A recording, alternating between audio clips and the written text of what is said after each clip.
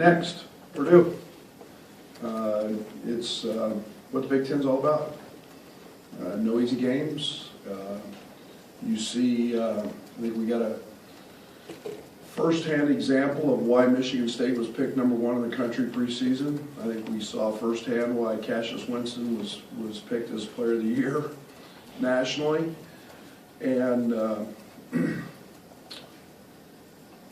when the ball doesn't go in, there's challenges, and you're not going to win. The game before, we made 11 threes, and we shot the ball extremely well in shoot around, and we had one of those nights. We were 17 of 35 in the paint, within 4 to 5 feet, and then obviously the three-point shooting was not good, and you're not going to win any place, let alone against the best team one of the best teams in the country. Bounce back. That's one of the great things about basketball, and it's one of the great things about the Big Ten is almost all of our teams are in the Ken Palm or the net in the top 40, and you get a chance to go do it again and grow. Unfortunately we suffered a tough loss at Maryland, a heartbreaker, and we turned around 3 nights later and beat Michigan. And that's what this league affords you is another opportunity to go do something great and move forward. It's about avoiding the highs and lows and staying on a level playing field, and that's the beauty of getting back into practice. The next day is these guys are pretty resilient. We get to go to practice and shake that off. So Purdue's very, very good. They're one of the top defensive teams, not only in our conference but in the country. Obviously, a team that has some new roles, losing Carson Edwards and Klein and some of the best players in that school's history. So a little more inside-oriented team. It's been interesting and fun to watch Matt Harms. I saw him in high school a lot, and to see his growth and development. A guy had 26 the other night. Now he's a junior, but obviously got some. He's got size at 7'3". Williams has become extremely effective, and then they're getting really, really good guard play, and Stefanovic is one of the elite shooters. I think if you ever want to do a video and teach a young kid how to shoot, you might want to pull him up. But yeah, we've got a great opportunity, a great challenge, and we'll have our hands full. That's for sure.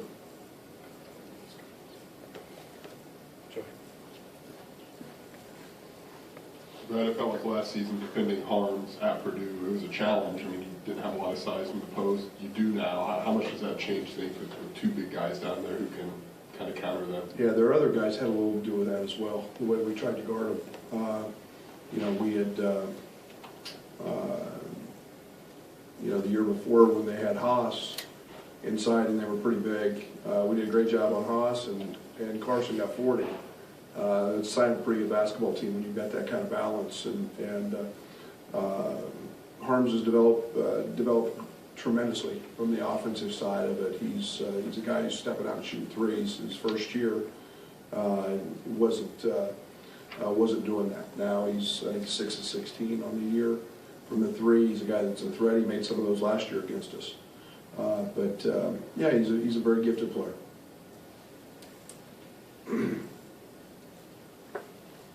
Alan said Thursday night that he feels like he's playing with more confidence. And how has that maybe elevated or changed his game, just when he's maybe mentally locked in? Yeah, confidence is the most powerful tool we have, or skill. I don't know what you want to call it. It's a mental approach that allows you to do things that get you beyond your normal level. And the one thing Adam plays with a motor. I mean, when people want me to describe Alan, it's motor, motor, motor. I mean, he just plays so hard, and he's carefree. He's got great swagger, and that's you know, that confidence is coming from minutes, and it's coming from success on the court, and you know, now he's finding out, hey, I can go get rebounds against anybody, I can make baskets against anybody, and I can be a productive guy, and you know, with that, you know, we'll see, in that kind of confidence, we're going to see his game continue to blossom.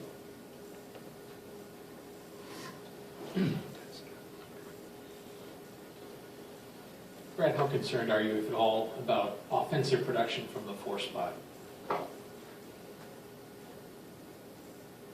I mean, it's what do you deem production? Well, Points?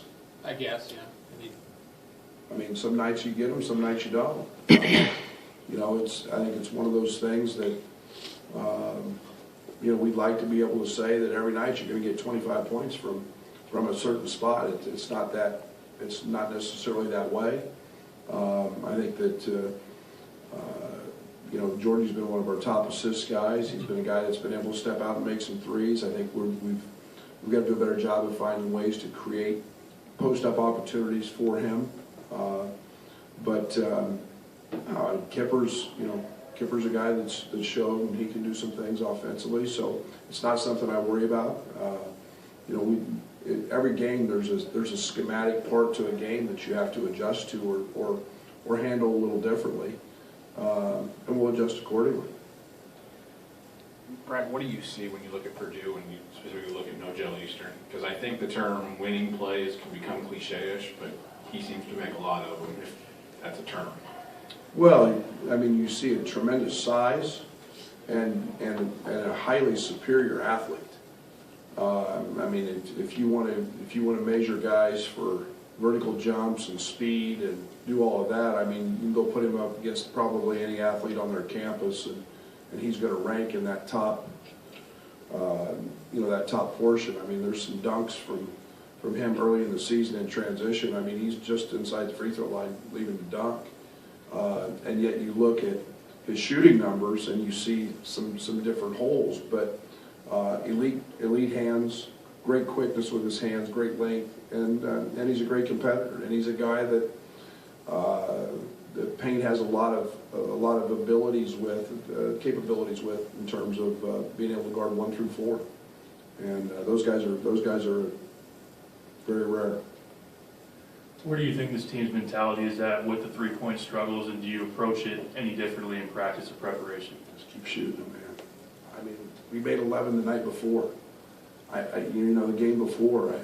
You have a night, and it's like walking through the line, and Tom says, he goes, "You just had our Duke game," you know. And I look up at the 12-minute mark, and they're shooting 34%, and we're trying to withstand their run, and some nights the ball doesn't go in. I don't make too much out of it.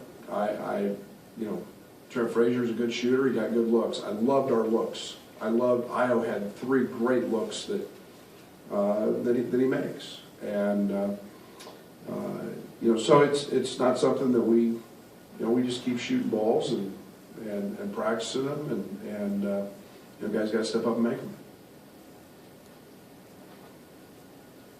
After watching the film, is there anything that stood out with Kofi, and anything that he needs to change or anything like that? I think the one thing we've talked with Kof about is using his frame, using his body, and I mean hitting people, and I'm not saying pushing and shoving. There's a way you get into people's legs, and it was, for whatever reason, it was a game he didn't do that. He had been doing that at a much better rate, and he's got to be consistent with, you know, when you play. Bingham, for example, has tremendous length, and yet Kofi's got some physicality on him. If you don't hit him, you negate that. I mean, you don't negate that. Excuse me. There's no sense being 290 pounds if you're not going to go hit him. And well, that was one of the biggest things. And you know, then I thought he got a little bit rushed, you know, offensively. But you know, again, he's a freshman. He's 13 games into his career, and you know, he still had 9 rebounds in 19 minutes or whatever he played. Allen maybe came in with label as a shooter, but how important has maybe his growth been, ball in hand and attacking the basket? Well, I think the one thing that he's grown in that area. I think Allen's always been a guy that was we knew he was a rebounder. I think he had 18 rebounds or 19 rebounds in the state championship game. We knew he was capable of doing that. I think everybody knew he was a good shooter. And it's still something he's got to continually work with and grow, but his confidence, again, as you mentioned earlier, his confidence has allowed him to do that. Something he hasn't had to do as much here, but now he's got the confidence to do it. He did it in high school, and he's staying in his lane. Last year he tried doing it a little bit too much, and it was almost awkward-like. Now he's just playing, and it's at the right times, and it's at the right moments, and that comes from confidence. How unique are his rebounding instincts? I mean, he's not the tallest guy, but it seems like you look up and It's scary. It's scary. I've been around a few. Jeffrey Carroll at Oklahoma State was a guy that averaged 7-1 from the wing spot. Was an elite rebounder at that spot, and the hard part is just getting him to go. Well, with him, it's he goes, and it was the same thing with Jeff. They just went, and they had a nose for it. They tracked it down, and I mean, he made a play from the opposite corner in front of their bench at Michigan State, and got the ball outside the paint in front of their bench, and I thought Tom was going to throw his shoulder out on that play, but it's just tremendous effort, and it's a tremendous motor. It's a gift. We demand that they go, but it's a gift what he does. Apologies, Brad, I think you've been asked this before, but did the new line this year change anything you guys did? And it seems like percentages are down all across the country, and did it affect how you guys approach what you guys do offensively? I don't think it's affected the approach. Our personnel's probably had more to do with our approach, but as we've seen the line and the lack of progress, I guess, or progress throughout the course of a season, I think it's fair to say you're probably seeing a player and a half maybe be covered differently on the defensive end. Those guys who were 31, 32% last year who you paid attention to are now down, in the mid-20s. And you're probably, okay, go ahead and get those off. And then there's that guy that's been 35 or 36, it's down to 31 or 32, and you're paying attention, but you're, okay. Those are the guys that are the marginal guys that probably aren't shooting it as well, and I think it's affecting the way teams play defensively, there's no doubt, and that's what the line was meant to do. And we'll grow into that distance. Everybody talks about that 1.5 feet or whatever. It's a big difference for some guys, and over the course of time we'll grow into it. But there's no doubt it's having some effect. Any update on Ben's status? Still out with a foot.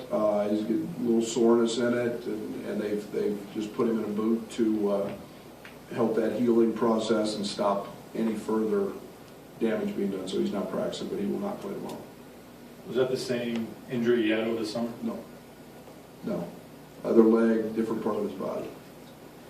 With Allen, there's some tone-setting qualities that what he's bringing in his role. I think you told us before you don't care about starting lineups, but do you consider that at all with what he brings and how he kind of sets the tone when he's on the floor? I like what he does on the bench.